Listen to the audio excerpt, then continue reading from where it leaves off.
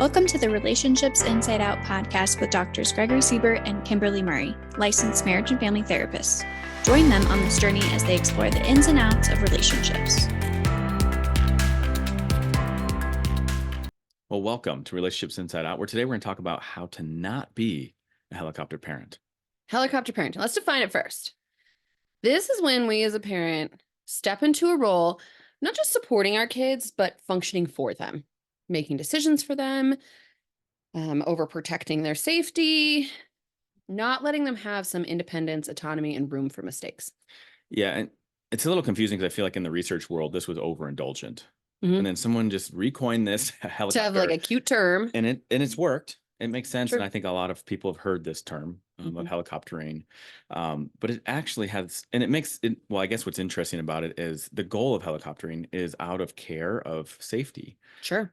The problem is the long-term consequences that we see with the helicoptering, such as anxiety and stress, largely because the kid will grow up and not feel like they are able to make decisions without the parent. Right. Which is very scary. And the opposite of this one would be permissive or neglectful. So parents that don't have any rules. We're not suggesting that either. I mean, we're really clear here. It's finding the balance between some structure, some rules, some limits with consequences, while also allowing for freedom of choice, freedom of expression, this kind of thing. And I think the reason why we talk about helicoptering so much is because neglect is like, oh, that's bad. We know that's bad. Yep. Helicoptering, a lot of us do it without even knowing because we're really responding to our own anxiety or inability to manage stress. And so we're trying to control the environment and in turn our child. And this can show up in so many different ways, right? It can show up in safety. Like I don't let my kid go swimming when they're 15 years old without a life jacket in the shallow end. It can look like public perception. Do I pick out the clothes for them, even if they want to wear something different, to control public perception? Do I control their academics? Am I helping them write every single paper? Am I getting them out of any time they get in trouble? It shows up in so many different ways, or friendships, right? Or emotion regulation. So we essentially protect them from anything potential bad ever. Yeah. And some of it might be guided by value. Sure. So if someone values that you child dresses appropriately and goes to school, fine. The key is probably balance. You can't save them from everything. Sure. Like if they trip over a root on a tree and scrape their face, like give yourself some grace that you're a parent. And also they just learned a lesson. True. They learn the consequence of that, of tripping. Not that they did it intentionally, but they learn and they have to learn. They have to learn to fail. That's the most important thing. A lot of us are so afraid to let the people we care about fail. Or hurt. And it really hurts us to watch the people we care about hurt. And this is where that comes in, that inability to manage stress is like, okay, now I need to go in and fix it. But it ultimately long-term has such a bad outcome. And it's hard as a parent. Like I will say that my 6-year-old will come home and say like, so-and-so was mean to me. My first gut is like, I'm calling their mother. I'm getting involved. I'm going to show up to their school and talk to the kid. And I have to take that breath of, I'm going to coach Harper on what to do. She's got to do it. She's got to figure it out. Unless it's like real intense bullying, then of course, please step in. But like my friend wouldn't play my game with me and I cried. Okay, Harper, we can work on this one, right? Helicoptering would say, now I'm going to pick up the phone or I'm going to tell her, don't ever talk to that friend again. Or I'm going to essentially step in as the fixer for her rather than teaching her that critical life skill of conflict management, distress tolerance. Yeah. Resolving the conflict. Yeah. For herself. And teaching, this is kind of interesting. It's like teaching the child distress tolerance. We have to know that ourselves. Define that, because I think we all have a sense of what that means, but like, let's define that. So for me, it's you have the capability and the skills or tools to manage your stress, to ground yourself, to reduce any anxiety you might have about something, to then look at it in a more maybe objective, to tolerate lens. Discomfort. Yeah. And so you're using tools and things like that to manage it or what have you. But if you don't have that yourself, right. And I would say if you're helicoptering, you most likely don't. True. But you have to have those skills to be able then to teach your child. Like, how do you teach a child self-compassion if you don't have it for yourself? How do I teach my child to sit in sadness, to experience anger, not just brush it away, not stuff it down, not instantly try to make it better, but feel it. Breath work. How do I teach them when I am mad at someone? how to express that in a way that they can be heard Mhm.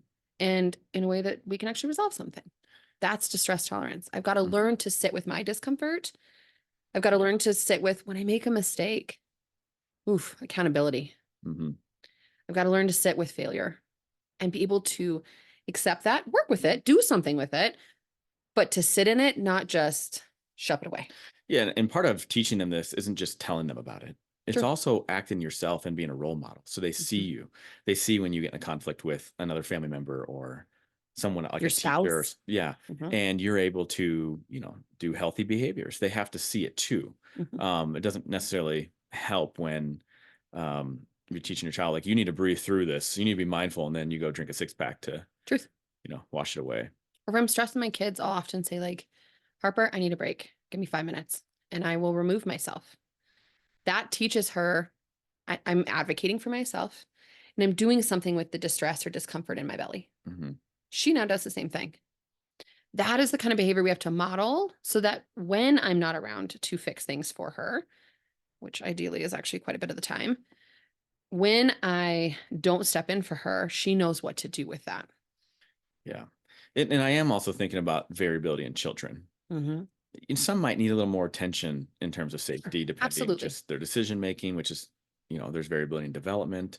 Makes sense. Mm-hmm. And I think a lot of this comes down to our role as parents to very much manage our own stress. Mm-hmm. Um, otherwise, we're going to try to resolve it by trying to control again our children, and then they grow up and saying, "Well, every time something happens, my parents respond, or my Mm-hmm. parent responds, so it doesn't matter." And then the moment they go out on their own and you're not there, They fall apart. catastrophe. We see this in college quite a bit. Oh, Or yes. parents that are helicopter parents that, okay, hear me out. I don't think teenagers should ever consume alcohol or anything of the sort. And when we have the parents that say, when you're 18, you're still in their house in high school, I need you home by 8. You're not allowed to have a girlfriend. You can't drink. You can't be with your friends. You can't do anything without me there. What happens when they go to college? The first weekend, they get totally wasted, likely have alcohol poisoning, and their grades suffer dramatically that first semester. I see that with the clients, with the young adults, is that when they grew up in a very restrictive Yeah. household, that very helicopter, they overindulge in a lot of things that were restricted from them. Mm-hmm. We see this even with food, right? Yeah. If I start a diet and I say like, I can never have a piece of chocolate again, guess what's going to happen in about a couple days to a week? All of a sudden, I'm going to pig out on chocolate and be like, how the hell did that happen? We Yeah. as people don't like full restriction. We just don't. And we rebel against that. So interestingly, when I was a kid, I didn't care a lot about candy. I would eat it, but I Teach me your I never superpower. craved it. Then I went to boot camp and they're like, you can't have sweets. I'm like, I can't have, excuse me? And I snuck sweets when I was on kitchen duty and I felt like crap. It screwed everything up for me. But yeah, even if you restrict it, when you don't even care about it, you want it more. You want it. Mm-hmm. Right. I think about this with pregnancy. I don't really consume much alcohol, but being told you can't have alcohol during pregnancy, I'm like, all I want is a beer. Yeah. I'm like, I never wanted a You beer could care before. less about it outside of it, but then when you can't have it, you're I like, can't, or lunch meat. Yeah. All of a sudden, I'm like, I want all the lunch meat. this is a digression. It is. This is like, It no, is. no, Sorry. no. What I'm about to say is a digression. Oh, well, that was too. Oh, no, I mean, it relates to what we're talking about Sure. in terms of overprotective, if you're keeping them from these things. But my digression is going to be in regards to when you tell your kid you can't have something. So if you see that they're with a partner that you don't want them with, Yeah. don't say they can't have that partner.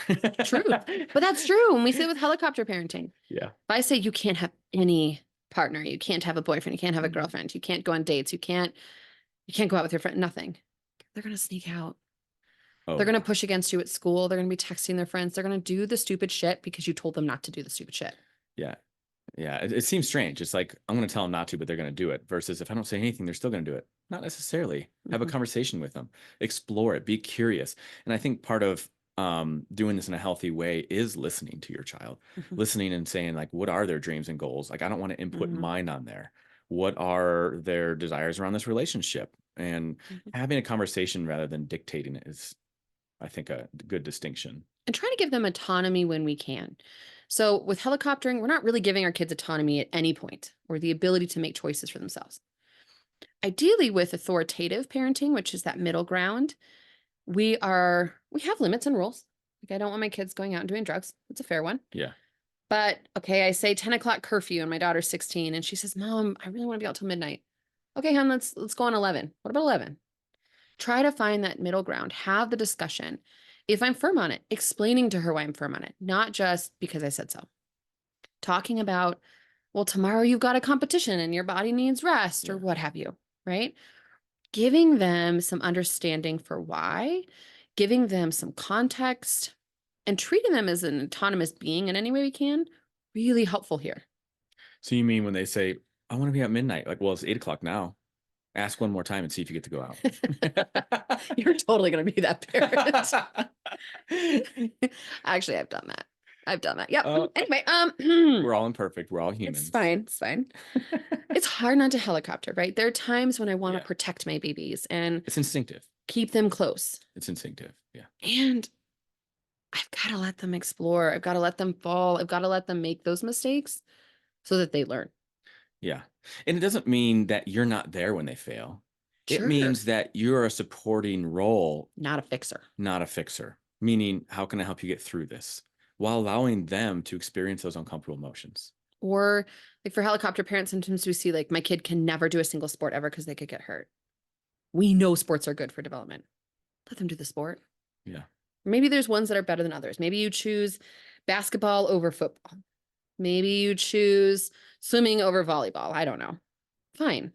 Try to find some middle ground where you still can protect, but also give room. Yeah. And listen to the goals. Like, what do they want to do? Don't choose it for them. Like, Truth. I don't want to do gymnastics. It's safer.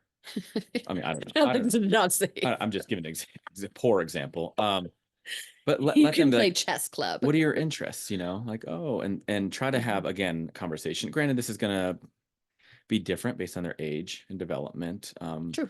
But it doesn't mean just because they may not have a full-fledged conversation with you, you can't get down on their level and attune to them and begin to have a conversation in some sort of sense. Also, if your child comes to you with questions, like my daughter will come to me with questions that I'm like, where the hell did you hear about that? Instead of being like, nope, you're not an adult, we can't talk about that. They'll go figure it out, whether it's from you or someone else. So control the narrative if you want to, right? I encourage if my daughter's asking about, I don't know, a potty word, or one day she's going to come and ask me about sex, answer the question. Don't punt it and say, nope, you can't learn about that. Because she's going to go find out from a friend. Yeah. And she's going to find out probably in a way I don't like it. So if I want to support, that's a way to support without helicoptering them, without protecting them from all the bad in the world. Yeah. I think in terms of what to glean from what we're talking about so far is just reflect on yourself of what are my behaviors? Am I trying to solve everything? And why am I doing that? What am I needing to manage stress better? Am I doing a good job?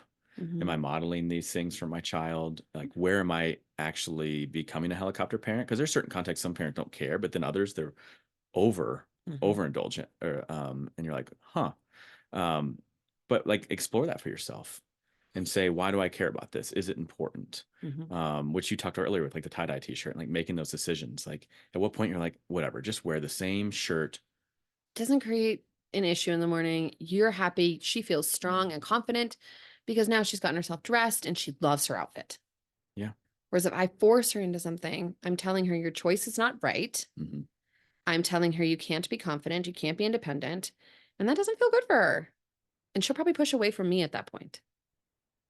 Yeah. Oh, you mean tell her you can't and then they And I want her to lean into me. I don't want my kids to push away from me. Yeah. It's hard. This is not an easy one because instincts we have to override. Julie, I want to go back to something we were talking about earlier about the modeling. Am I taking risks in front of my child? Am I being silly in front of my child? Am I doing the things that take me out of my comfort zone and maybe make me look ridiculous? That is how we model it, is doing the things that aren't just safe. And I mean safe in terms of physically safe. Please don't do anything stupid, but like maybe I try a new sport, maybe I try water skiing, whatever. But also doing things that aren't necessarily emotionally safe or comfortable. So am I speaking in front of a crowd? Am I dancing in public when my daughter wants to dance? Those kinds of things. Yeah. Are there opportunities where they can see you fail and see how you manage it? Yeah. Yeah. And I think, I keep saying I think, when we're talking about helicoptering, a good distinction is that it's not just about physical safety. Like we're talking about goals. Like, are you helicoptering around their goals? You'll be a doctor because that's what we are in this family. We are doctors. Yeah. Or do you want them around STEM, but they want to be in art or something else? And are we controlling there too much? And why does it matter to us? And can I manage my distress if I just allow them to have that freedom to be independent and explore themselves and experience that route, even if it's 4 years of college in art and they see that they failed, potentially, maybe not.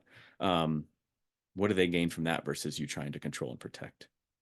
Even with college, can I check on my child versus showing up at their campus versus monitoring their every move, tracking their phone, tracking their car, tracking all the things that parents do now? Or can I give them some room to breathe? I want to shift. Yeah. One thing that I think is very hard for myself, because as a clinician, I witness this, is when you have friends that are helicopter parents. Yeah. And they have more strict boundaries Yep. than you do as a parent. Got a few of those. And when you hang out, how does that work? It's hard. Yeah. It's hard. We often see it from the helicopters parents' perspective of like, I have boundaries and my friends' kids get to do whatever they want. It makes me look like a bad parent, right? So we see it often from that perspective. But it's also hard from the parent who's a little bit more permissive, more of a yes parent. So I have friends that are no parents. They say no to everything. And I mean everything. But they learn that. It's healthy from the books. I'm just kidding. And even like as a family, we'll hang out and 7:45 hits. Oh, gotta go. 7:45. They have to be in bed by 10:15 or 8:15. Down to if we travel and the kids want to have a treat. Nope, it's got sugar. Nope, it's got dye. Nope, you can't have that. And then my daughter's over here like, can I have that? And I still say yes. Yeah. I still say yes to the things that don't impact the other kids So she's not sitting there with an ice cream bar. Well, she probably eating is. it in front of them. She might be. Oh, okay. But I mean, like, but I might say no to my kids if house rule is more restrictive and we're visiting a friend, right? Right. If the house rule is they can't say the word shit, I allow my kids to say the word shit. This is pretty unpopular, but whatever. They know they don't get to say that at grandma and papa's house. They don't say it at my friend's house because that's not allowed in their homes. Got it. Or if there's a certain show or movie my friends don't want their kids watching, that impacts the whole group, right? So if I tell my daughter, yeah, you can watch this movie, now our kids can't hang out. Now our kids can't be together. Yeah. So I'll concede to the friend in that realm. But if at dinner my daughter wants to have a fun drink and their friend only gets water, that really sucks for friend. I'm going to probably say yes to my daughter. Yeah. Part of this is teaching our kids that there are different limitations, different rules, depending on the setting, the people we're with, the home we're in. We have to act differently. And that's okay, right? And having them lean more towards like if we're in another person's home, we're leaning towards their rules. We're in our home, my kids get to still practice their same rules. I think it's difficult for me because I feel often we're walking on eggshells, and this is where we have to, for me, reevaluate of whether I want to be a part of this, because that in of itself is a value. And if they're saying that they can't have this or they can't have that, and we'd respect if we could do that at your place because we don't want to teach them X, Y, Z, and it's like, well, I don't agree with that. I think these are times where you have to evaluate the friendship, and maybe you're close friends before children, but after. It's hard. It may not work. And then even more so is you're the restrictive parent, but then you go to a house that's way more free and your kids are like, I just want to go over there. Why do you want to spend so much time over there? Because I can play video games as late as I want. So there's like this balance of there is navigating these differences with parents. And I think it's so hard because parents are trying to find their friends. They're trying to find the ones they jive with. And I see that as a barrier is the helicoptering and the loose or strict boundaries. But talking to your friends. So like we have friends that are looser than us, that are more strict than us. Having open conversations with parents is really important here. So talking to my friend about why maybe she doesn't want her kids to watch a certain movie and why I think it's okay. Can we dialogue about that? Can we learn from each other on that? Maybe she'll change my perspective. Maybe I'll change hers. Can we come to compromise on certain things? Like when they're at our house, We do let them have this treat. When they're at your house, we don't. Yeah. Things like this. I think that's okay. And it's also finding the ways in which, okay, maybe my friend's more restrictive in terms of the movies her kids watch, but maybe she's less restrictive in other areas. Okay. So how do we find compromise? Because there are places I'm going to be more strict. Yeah. There are places she's going to be more strict. Finding that can help soften that, because you're never going to find friends that are perfectly aligned in every single way with you. Yeah, that's unrealistic. It'd be lovely. And I think part of it's distress tolerance. Mhm. You know, we've had kids at our house come over, like family kids, and their parents are very loose. And I'm like, No discipline, no structure, no balance. no discipline, no structure. And yeah, that doesn't jive with me. And it's like, well, okay, they're letting them rip down my curtains and knock over a That's the opposite. free range, you know. And I'm just like, Yeah. oh my gosh. All right, let me tolerate my stress. Let me tolerate. But that too is Mhm. something you have to navigate of, hey, when they come over, they need to offer to clean up. They need to offer to do something to help out. Like, And this is a telling your friend that. yeah. And even saying like, hey, I'd really love if your kids didn't climb my curtains this time. Being able to say that is really important, Yeah. right? Being able to say like, hey friend, like this is a hard limit for me. We have to follow this one. Well, so and that's what I was kind of get to is like part of it is me managing my own stress, Sure. but then also evaluating the values that we have as a family, and are they going to align with them? Are they going to be willing to be more restrictive? Are they going to feel comfortable over here? It's not really saying what's happening is right or wrong, but it's are they going to even feel comfortable being around here if I'm going to have these rules of this is not a free range home. You can't just like, you know. If you don't know what free range parenting is, you should look it up. And parents do this. So there's probably someone listening who does this, and I respect your choice. And we know clinically it's not good for kids. Like we know that. We know that there are risks of not giving structure. There's beauty in letting kids explore their environment freely, but also structure is a good thing. And that's why we say balance. Too much structure, not a good thing. Moderation, yeah. No structure, not a good thing. It's finding the balance. Dually, I think about this too with discipline. Right? Oh my goodness. With helicoptering, discipline's going to be strict and tight. Free range, there isn't any. When I'm around friends, we may have different ideas of discipline, and I'm going to let her discipline how she wants. I'm going to discipline how I want. But also, depending on the friend, and by and large, most of my friends are this way, and I think it's by coincidence, actually, that if their kiddo is being mouthy to me, I'm going to discipline them. I'm going to jump in. I'm going to say, like, don't speak to me that way. Absolutely. Not just defer to my friend to figure it out with her own child, right? And we have that mutuality. They can also discipline my children, but a hard boundary for me is no spanking. So they know like that part of discipline off the table. Putting them in timeout, telling them no, go for it. And that's what you're alluding to is you modeling for your friends, right? So there's in the helicoptering, well, there's role modeling for your child. Yeah. But then you see the parents are helicoptering, you can role model for them healthy boundaries. And it also gives that kid, their other child, a sense of, oh my gosh, the response to this parent is different than to this parent, and can see that. It's not this idea of every time I do something wrong, this person's going to respond. They see that that's not the case with you and can see some variability, which is really important. Good for school too. Really important, yeah. Right? School often is restrictive, right? If you talk during class, there is a series of consequences that come with that. Helicoptering, they're going to jump in and say like, the teacher was mean to my child and my child shouldn't have been in trouble for talking or whatever the hell. Oh, and this happens at the college level, by the way. Oh my God. That's why I got out of academia. Okay. Real story, kind of a tangent, but real story. I had a student who was 2 points shy of an A, and I taught at a high university, and this was a junior or senior, whatever. They're in the 21-year-old range, by the way. And 21 years of age. Let me repeat that. And I wouldn't give them the 2 points because they just simply did not do what they needed to do for, count it, 2 points. And mind you, when we're us professors, we typically will look and be like, let me see if I can help them out in any way. Oh yeah. If students are going to come in, I'm going to try to help them out. Absolutely. But they have to earn it, right? Yeah. And I said, no. So students said, I'm going to have my mom call you. And I said, cool, FERPA is a thing. I can't talk to her, but awesome. You're 21. FERPA. Yeah. So said student threw a stapler at me, real story, threw a stapler at me and left. This student then went to the dean and mom went to the dean. And guess what happened? That student got their 2 points back and I got reprimanded for it. That is when I decided academia is not for me. So this is not a story for helicopter parents to be like, oh, we are successful at getting it.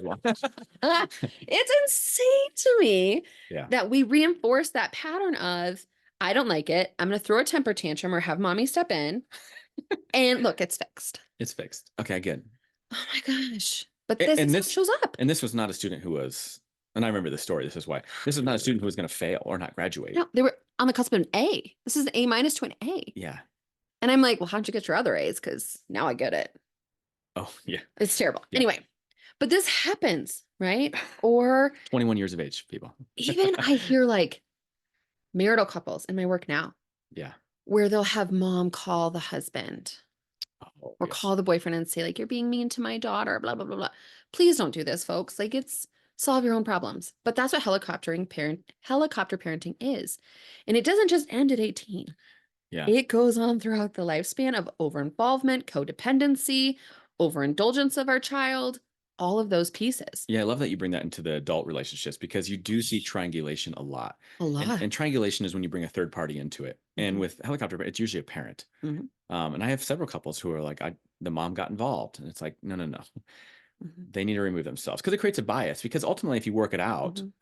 what's that relationship The look mom's like? not going to forget it. Yeah. But also it's Awkward. to have the mom be like, no way did my daughter do something wrong. It's got to be his fault. No, your daughter probably did step in it too, Hmm. right? If we don't teach that with kids, teach them accountability, teach them failure, teach them distress tolerance, they won't know how to do it in their marriage. Then it absolutely fails within their marriage. Then they teach their kids the same patterns. And now we have generational patterning again of not being appropriate in our structure, in the boundaries that we set. Permissive goes the same way, by the way. If I am so permissive as a parent, I don't teach my kids social norms, social mores, social etiquette. That gets passed down into the relationships. And this is when we see people being verbally belligerent to their partner, when we see them being apathetic to helping their partner. Because it's not for me. I'm just Yeah. gonna watch, right? And kids learn that and carry it on. And another behavior that I see with a child who is from a helicopter family is when they're adults, they will even call their partner's parent Oh, to get them involved. Because there's this idea of that, well, the parent solves it my gosh. and they can't solve it on their own, or there's this fear. And this goes back to what we said in the very beginning of this Mhm. episode is that they don't have the confidence to make decisions on their own. And Mhm. it actually increases the anxiety, the stress, and down the road, they're more likely and susceptible for anxiety, depression. So you're talking about those outcomes. This is important. The child that is being helicopter parented. Let's talk about those outcomes. We have lack of confidence because they Mhm. don't get a chance to be autonomous and practice building their sense of self. We see increased anxiety and depression, especially when Yep. the parent is not around. Yeah. Because I don't feel stable. I don't feel confident. I don't feel competent to do the things. We see often a lack of exploration, adventure, a lack of risk taking, Yeah. which limits opportunities for growth. It can Yeah. even limit our career growth, our school growth, our relational growth. Because no, I don't feel like I can do that. My mom said I can't or I shouldn't. I always think of failure to launch Yeah, as a product of helicopter parenting. It's not the only one, but that's one of it's a them. big one. Yeah. We see those patterns of being really timid, held back, just kind of within our shell. Hmm. The reverse with permissive, sometimes we also see the same dynamic because they're so wild and free, they don't have a stability place. Or we see this almost like belligerent confidence. Yeah. Where I think I'm always right. I think I can never do wrong. That kind of piece. Yeah. And the risk taking might lead them to a great place and that might work. Which can be validating, which is so tricky. It is. Or it might lead to a rabbit hole of substance use, which I see a lot. Truth. Yeah. So It's a tough one. It's tough because we want to protect our babies. moderation. Evaluate what's important for you to Mhm. maybe have that kind of helicopter hold on, and where can you let go and allow freedom and autonomy, and your child to fail. Am I going to let my daughter play in the yard without me watching her? Yep. Oh, hell no. I'm just kidding. But am I going to let her play in the street? Hard no, right? Yeah. There are still limits of she can get run over by a car. That's a big limit. Big pass. I don't let her play on the front yard by herself because she could get snatched. Big limit, hard pass. But backyard, let her be by herself. I'm going to let her have privacy if she wants when she's getting a bath. I'm going to let her choose her friends, her clothes, so long as it's safe. And you right? might look out the window and just make sure that. No. Why would you take a peek on them? No. Just kidding. I was like, yeah, you want to make sure they're not, playing with dog poo. Oh my God, sore subject, Greg. But finding that balance where we teach our kids to be confident and autonomous, but also teach them how to follow structure, respect authority, respect the word no. So much of this culture doesn't respect the word no anymore. And it just. But then not too much of no. Correct. And what's the message here? And also like splitting context. I want to just add this one last thing. Maybe in some contexts, I'm more permissive. We had talked about this. So like vacations, we're more permissive of our kids. We let them eat things that they normally wouldn't eat. We let them stay up a little late, right? To them, it feels really like cool to do that. But then we get home, they know they're returning back to structure because it influences their performance at school, their mood, the things. So you can have a balance of certain places we're more free and certain places we're more tight. And that's okay too. Yeah. This has been Relationships Inside Out, where we talked about helicopter parenting, or that really restrictive type of parenting where we don't let our kids do the things. Anecdote, like a leash kid. I wish I can hit a button that has a helicopter sound. I think about like a retractable leash on a kid. That metaphor is what we're talking about here. Yeah. If anyone has any questions or topic suggestions, please let us know by emailing us at relationshipsinsideout@gmail.com. Thanks. Thanks.